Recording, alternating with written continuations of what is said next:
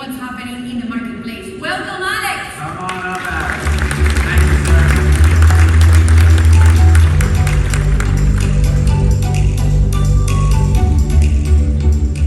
All right, thanks, guys. Just want to take a quick moment here to say many of us lost a colleague and dear friend last week in John Acton. John was the Director of Maintenance and Operations for Palm Beach County Water and a pillar in the Maximo and asset management community. It's just a reminder to hold the dear things close and brush away the noise. Miss you, buddy. Thank you.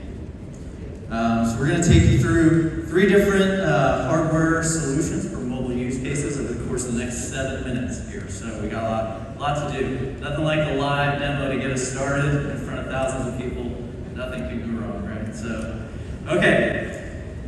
First use case might not be the most innovative use case, but it's one I get all the time. So give me a sec just to get this.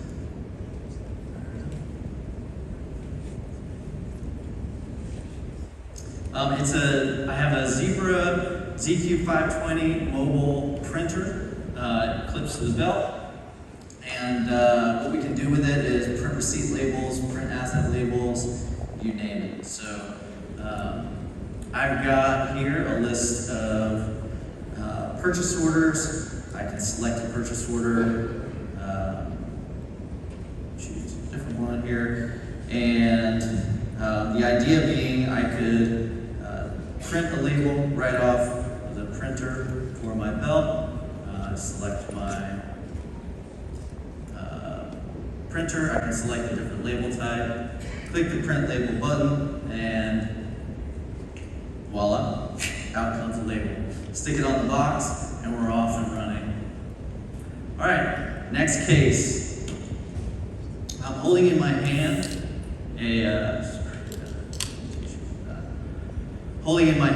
a little beacon. So beacon technology, relatively new. The neat part about this is it's wideband Bluetooth. So what we can do with it is actually use applications to locate them. And this would give us exactly where these beacons are. I can use it in a couple of different cases. First case would be, I can actually, if I have like an inspection route, I can put that, it's not find the beacon, of course, but I can put those beacons on a route. It can actually show me where to go as my next stop in the route. Think of it as, let's see here.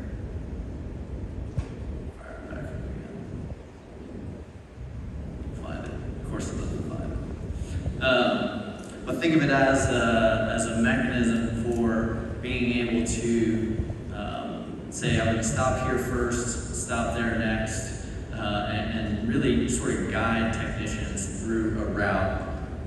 Let's see if I can find it through our other app here. So I have a list of assets here. So the other case for the beacons would be, instead of a barcode, what I could do is place a beacon in an area where there is equipment, rather than this long list of assets that I have to search through. I can hit my little radio button here. Oh, it found some beacons. Excellent. So I can select this, the white one as the one on the top, and it filters down to just those beacons that are in the room, or sorry, just those assets that are in the room that the beacon is in. So maybe a little bit of a different look at barcodes and QR codes there. Okay, now finally we have a little headset here. So 2 different use cases I want to use with the headset.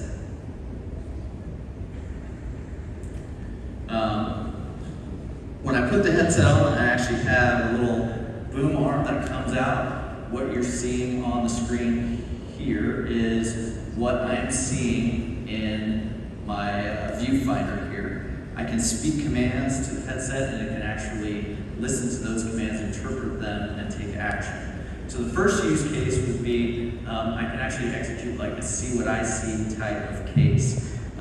We had a customer who during COVID, they have a gentleman named Lenny. And Lenny is the guy who does all of the work on the boilers in the facility. during COVID, they had only partial availability of technicians that were allowed to go into the facility. So anybody who went to work on the boilers who was not named Lenny struggled.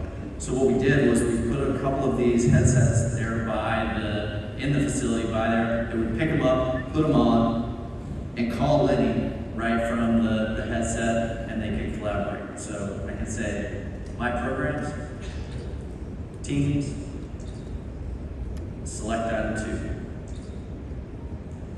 and make a phone call right from here. So if you ever wonder what it looked like from the stage, this is what we got going on here. So let's say I had to do some work here. I can get down, do some work on this. I can even do things like more options. More options. Turn flash on. Really get in there and see what's happening. So, more options. Turn flash off. And terminate call. Next use case, we can actually get in and look at Maximo. So I'm going to navigate home, my programs, and MxMobile. So from here, I can look at work orders, do all my different mobile tasks with Maximo. Let's say MX Work. MX Work. There we go.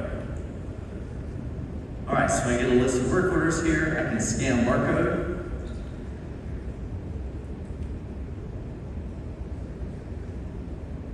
Pick up a little QR code here, help me find my asset for a work order, and I can view record one. View record one. It's pretty good with conversation versus command, so I gotta make sure I pause before I say the command. So I'm looking at a work order here, view work logs. Let's add work log. And enter description, dictation. Let's add some notes. Accept, add work log to work order. So you can see here I can interact with these work orders just by saying commands to it. View costs, labor time, enter regular hours, number 3, navigate back, and add labor to work order. Add labor to work order. There we go. And then finally, I can complete work order and change status of work order.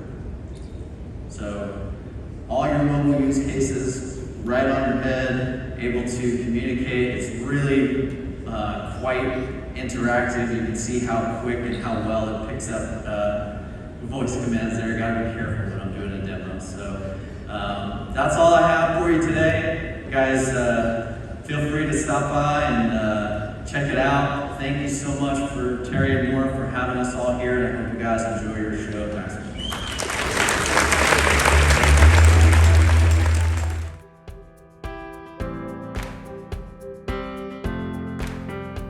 Learn more about A3J Group at a3jgroup.com, LinkedIn or Twitter, or reach us at info@a3jgroup.com or 877-235-4774.